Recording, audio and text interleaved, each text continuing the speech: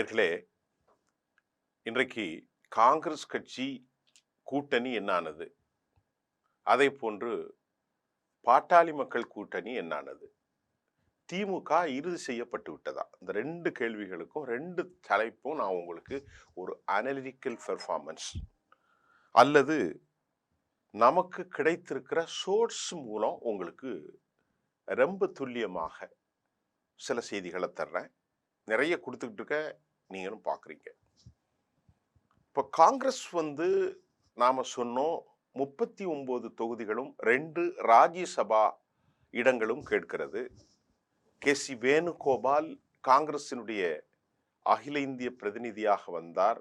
அவரோடு சத்தீஸ்கருடைய முன்னாள் துணை முதலமைச்சரும் வந்தார். இதை நான் உங்களுக்கு சொன்னேன். இதுல ரகசியமாக யாரும் தமிழ்நாடு காங்கிரஸ் கமிட்டியினுடைய தலைவர் செல்வ பெருந்தகையோ காங்கிரஸ் கமிட்டியினுடைய தேர்தல் பணிக்குழு பேச்சுவார்த்தை குழுவிலிருந்து யாரும் அனுமதிக்கப்படாமல் 45 நிமிடங்கள் சித்தரஞ்சன் தாஸ் சாலையில் முதலமைச்சரோடு காங்கிரஸ் கட்சியினுடைய இவர்கள் பேச்சுவார்த்தை நடத்தினார்கள். ஆனால் அந்த பேச்சுவார்த்தையினுடைய தெளிவாக வலிமையாக ஒரு கருத்தை தமிழ்நாடு காங்கிரஸ் கமிட்டிக்கு அகில இந்திய பிரதிநிதித்துவமாக வந்த கே.சி. வேணுகோபாலிடம் முதலமைச்சர் சொல்லியிருக்கிறார். நீங்கள் கேட்பது அரிதிலும் அரிது, சாத்தியமற்றது. தமிழகத்தில் நாங்கள் சந்திக்கும் நிலை இப்படி இருக்கிற போது ஏற்கனவே பெற்ற 25 தொகுதிகளுக்கு மேல் இல்லை. அதற்கு பிறகு ஏதோ ஒரு தொகுதி கொடுக்கப்படலாம் என்று சொல்லப்பட்டிருப்பதாக, அல்லது 2 தொகுதிகள் பார்க்கலாம். இதெல்லாம் ஒரு கொசுறு மாதிரி கொடுக்கலாம், பார்க்கலாம். இதற்கு மேல் 39 அன்இமேஜிபிள், அதாவது கற்பனைக்கு அப்பாற்பட, இமேஜின் பண்ண வேணாங்கிற மாதிரி காங்கிரஸ் கட்சிக்கு சொல்லப்பட்டு விட்டது. இதற்கிடையிலே காங்கிரஸ் கட்சி என்ன நடக்க போகுது? காங்கிரஸ் கட்சியின் நிலைப்பாடு ஒரு மௌனி போக்கில் அவர்கள் செல்கிறார்கள். ஆனால் நமக்கு 2 சோர்ஸ்ல என்னன்னா, காங்கிரஸ் கட்சி ஒருவேளை கூட்டணியை முறித்தால் என்ன நடக்கும்? இப்ப காங்கிரஸ் கட்சியினுடைய கிரீஷ் ஜுடங்கருடைய ஸ்டேட்மெண்ட்டும், அதற்கு மாற்றமாக திராவிட முன்னேற்ற கழகம் காங்கிரஸ் கையை விட்டு கலண்டு விட்டால் தான் எடுக்க போகிற நடவடிக்கைகளுக்கான முன் ஏற்பாடுகள் என்ன என்பதை ஒரு தகுந்த ஆதாரமிக்க தமிழக அளவில் மேல்மட்ட அளவிலே மிக முக்கிய ஆளுமைகளுடைய கருத்தோடு உங்களை நான் சந்திக்கின்றேன். காங்கிரஸ் இதனை தொடர்ந்து காங்கிரஸ் மாநில அளவிலான ஒரு அதிகார பங்கினை பெற முயற்சிக்கிறதா என்ற கேள்வியை கிரீஷ் ஜுடங்கர்ட்ட கேட்கிறாங்க. எந்த கட்சியும் ஆட்சி அதிகாரம் வேண்டாம் என்று சொல்லும். அவர் சொல்றார், கிரீஷ் ஜுடங்கர், எந்த கட்சி ஆட்சி வேண்டாம், அதிகாரம் வேண்டாம் என்று சொல்லும். நாங்கள் ஒரு அரசியல் கட்சியை நடத்துகிறோம், ஒரு அரசு சாரா நிறுவனத்தை அல்ல. இட்ஸ் நாட் அன்ஆர்கனைஸ்டு ஆர்கனைசேஷன் அல்ல. இது ஒரு அரசு சார்ந்த ஒரு அரசியல் கட்சி. ஒவ்வொரு அரசியல் கட்சிக்கும் அதன் சொந்த விருப்பங்கள் உள்ளன எனும் கிரீஷ் ஜுடங்கர் சொன்னார். அப்ப அடுத்த கேள்வி வைக்கிறாங்க, அப்படின்னா மிஸ்டர் கிரீஷ், விஜய் கட்சியோடு காங்கிரஸ் தொடர்பில் இருப்பதாக ஊகங்கள் உள்ளன. தாவேகாவுடன் கூட்டணி அமைக்க காங்கிரஸ் முயற்சிக்கிறதா என்ற கேள்விக்கு அவர் பதில் இவ்வாறு சொல்கிறார். இதை பாருங்க, தாவேகா எங்களோடு கூட்டணி அமைக்க தயாராக இருப்பதாக கூறியுள்ளது. அவங்க சொல்லியிருக்கிறாங்க, அதாவது அவர்கள் அடிமட்ட அளவுல தாவேகா எங்களுடைய பலத்தை அங்கீகரிக்கிறார்கள், எங்களுடைய வல்லமையை அவர்கள் ஏற்றுக்கொள்ள முன்வருகிறார்கள். இப்போது நாங்கள் திமுக தலைமையிடம் பேசிக்கொண்டிருக்கிறோம். அவர்கள் கூட்டணி குழுவை அமைத்துள்ளார்கள். நாங்கள் எங்களுடைய பிரதிநிதித்துவம் அடிப்படையில எங்கள் பிரதிநிதியும் அவர்களிடத்திலே பேசி கொண்டிருக்கிறோம். அரசியல்ல நீங்க எல்லாரிடமும் பேச வேணுங்க. தொடர்பு, எல்லாருடைய தொடர்பு ஒருபோதும் நிற்காதுங்க.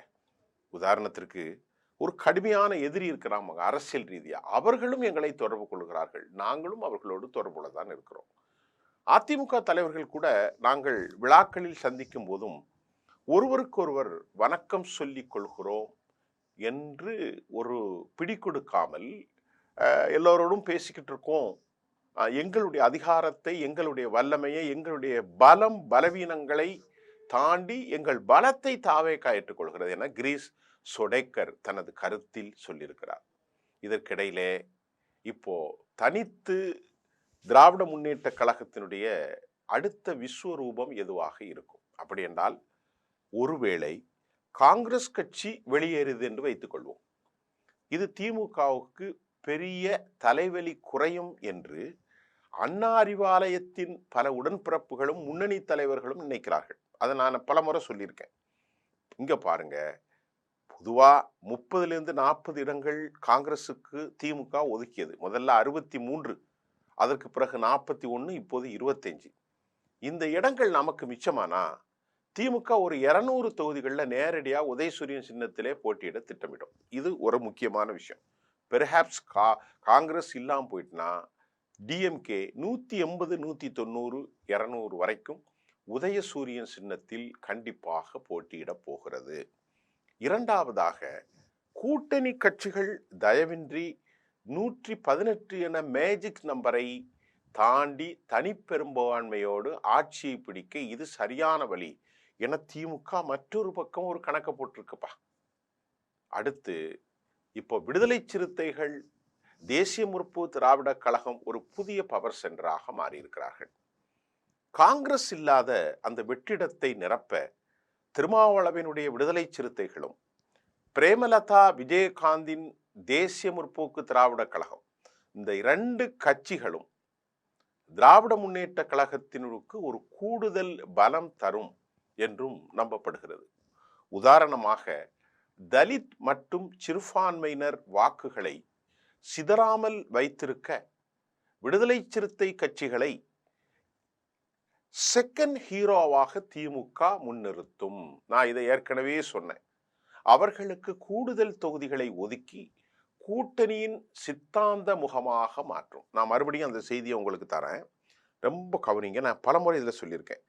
தலித் மற்றும் சிறுபான்மையினர் வாக்குகள் சிதறாமல் வைத்திருக்க விடுதலை சிறுத்தைகள் கட்சியை செகண்ட் ஹீரோவாக திராவிட முன்னேற்ற கழகம் முன்னிறுத்தும். இதுல தலித் ஓட்டு மட்டுமல்ல, சிறுபான்மையினருடைய முகமாகவும், அது முஸ்லிம்களுடைய சிறுபான்மை முகமாகவும். நல்லா கவனிங்க. தொல் திருமாவளவன் மாறி இருப்பதை திமுக மோப்பம் பிடிச்சிட்டு, ஆகத்தான் திருமாவளவனை செகண்ட் பார்ட்னரா போக்கஸ் பண்ண போறாங்க. இப்ப விஜயின் வருகையால் சினிமா கவர்ச்சி அரசியல் மீண்டும் சூடு பிடித்திருக்கிற நேரத்துல கேப்டன் விஜயகாந்தின் வாக்கு வங்கியை தக்க வைக்க தேசிய முற்போக்கு திராவிட கழகத்தை ஒரு வலுவான ஆயுதமாக திமுக பயன்படுத்துது. ஏன்னா அவருக்குண்டு வாக்கு இருக்கு பார்த்தீங்களா. அதனாலதான் அந்த அம்மா இந்த பக்கம் போனா உருப்படாது அப்படின்னு யதார்த்தத்தை புரிஞ்சுக்கிட்டாங்க. ஏன்னா பல மேடைகள்ல மோடியோட நின்று மோடிஜி சொல்லி ஒன்றும் வேலைக்கு ஆகலைங்கிறத அந்த அம்மா புரிஞ்சுக்கிட்டாங்க. ஆகவே காங்கிரஸ் கூட்டணியில் இருந்தாலும் இல்லாவிட்டாலும், காங்கிரஸ் கூட்டணியில் இருந்தால் அகில இந்திய அளவிலான சில பிரச்சனைகளுக்கு திமுகவுக்கு முட்டு கொடுக்கும், அட்ஜஸ்ட் செய்ய வேண்டியிருக்கும். ஆனால் இப்போ காங்கிரஸ் வெளியேறி விஜயோடு சென்று விட்டால் தேசிய கட்சிகளிடம் தமிழகத்தில் தாரை வாக்கும் ஒருவித நடிப்பரசியல் என திமுக தனது பிரச்சாரத்தை திசை திருப்பும். நாங்க தேசிய அரசியல்லாம் இல்லைங்க, எடப்பாடி தான் தேசிய அரசியல்ல இருக்கக்கூடிய இந்துத்துவா கும்பலுக்கு அடிமை ஆயிட்டாங்க, நாங்க தனித்து நிற்கிறோம், மண்ணின் மைந்தர்கள், we stand over of regional party அப்படின்னு அவங்க ஃபோக்கஸ் பண்ண போறாங்க. நாங்கள் மண்ணின் மைந்தர்கள், அவர்கள் டெல்லியின் கையாட்கள் என்ற திராவிட மாடல் சென்டிமெண்டலை வைத்து எமோஷனல் அட்டாக் செய்யவும் திமுக பிளான் போடுறாங்க. இப்போ மைக்ரோ லெவல் மேனேஜ்மெண்ட் என்ன அப்படின்னு பார்க்குறோம். மேக்ரோ லெவல், இது மைக்ரோ லெவல். காங்கிரஸ் கட்சிக்கு வாக்கு வங்கி இருக்கிறதோ இல்லையாங்க, சில மாவட்டங்கள் அவர்களுக்கு பாரம்பரியமாக சில வாக்குகள் முக்கியம். அதை ஈடுகட்ட காங்கிரஸில் இருக்கும் அதிருப்தி நிர்வாகிகளை இப்போதே இழுப்பதற்கான வேலைகளை திமுகவுடைய ஐடி விங்கு, மாவட்ட செயலாளர்கள் கவனிக்க தொடங்கினார்கள். இப்போ கதை முடிஞ்சுதா? சுருக்கமாக சொன்னால், காங்கிரஸ் போனா திமுகவுக்கு ஒரு வகையில் அது சுதந்திரம் தான். கூட்டணி கட்சிகளை விட தன் சொந்த பலத்தை நம்பி போர்க்களத்திற்கு செல்ல ஸ்டாலின் டீம் தயாராகி வருவதாகவும் செய்தி வந்திருக்கிறது. இப்ப காங்கிரசினுடைய ஜொடேக்கருடைய பேட்டி, ஜொடேக்கருடைய அந்த விவகாரம், காங்கிரஸ் தனித்து விடப்பட்டால் என்ன, திமுக பிளான் பண்ணிட்டாங்க. அவங்கள்ட்ட எல்லா வசதியும் இருக்கு, ஆட்கள் பலம் இருக்கிறது, அதிகார பலம் இருக்கிறது, பணபலம் இருக்கிறது, எல்லாம் இருக்கு. யாரை யாரெல்லாம் தூக்கணும், யாரை யாரெல்லாம் மாற்றணும், காங்கிரஸ் எப்படி உடைக்கணும், டெல்லி இல்லாமல் தனித்து நிற்கும் திராவிட பாவை, மண்ணின் மைந்தர்கள் இப்படி கொண்டு வருவாங்க. அதிக சீட்டு வரும். 2ஆம் ஃபோக்கஸா ரொம்ப முக்கியம், நான் அடிக்கடி சொல்லிக்கிட்டு இருக்கேன் பல சேனல்ல, விடுதலை சிறுத்தைகள் முஸ்லீம்கள் முஸ்லீம் தலித் தலைவராக அவர் மாறுகிறான்னு சொன்னேன். இப்போ அதைத்தான் அவங்க எடுத்திருக்கிறாங்க. செகண்ட் ஃபோக்கஸ் பண்ண போகிறாங்க. இது இன்றைய உள்ள நிலைமை. இதற்கிடையில் நம்முடைய பாட்டாளி மக்கள் கட்சி திமுக கூட்டணியில் இல்லை, அது உறுதியாயிட்டு. யார் பெரியவர் ராமதாஸ், அவர் அடுத்த பஸ்ஸில் ஏற போகிறாரு. நேற்று சொல்லிட்டாரு, பஸ்ஸில் இடம் கிடச்சிட்டு நல்ல பஸ்ஸில் ஏற போகிறேன்னு. அநேகமாக அது விஜயா இருக்கும்னு நினைக்கிறேன். ஒருவேளை இவர் காங்கிரஸ் கட்சி விஜயெல்லாம் கூட ஒன்றா சேர்ந்து புதுசாக ஏதாவது ஒன்று செய்வாங்கன்னு நினைக்கிறேன். இன்னும் சில பார்ட்னர்ஷிப்லாம் அவங்க வருவாங்க. விஜயும் ஒரு வலுவான சக்தியாக மாறுவார். இந்த நிலையில் எடப்பாடி பழனிசாமி காலியாவதற்கான வாய்ப்புகளும் நமக்கு தெரிகிறது. விஜயனுடைய வாக்கு வங்கி நாம் அவ்வளவு குறைத்து மதிப்பிட முடியாது. அவர் கூட்டணி இன்னும் பல புதிய கட்சிகள் இணைவதற்கு வாய்ப்பு இருக்கிறது. அதை நான் கொஞ்சம் ரகசியமாக செய்தி போயிட்டுருக்கு. அடுத்த செய்தியோடு உங்களுக்கு நான் அதை கொஞ்சம் ஃப்ராங்காக அதை கன்ஃபார்ம் பண்ணிவிட்டு உங்களுக்கு சொல்கிறேன். மீண்டும் அடுத்த செய்தியில் சந்திப்போம். நன்றி.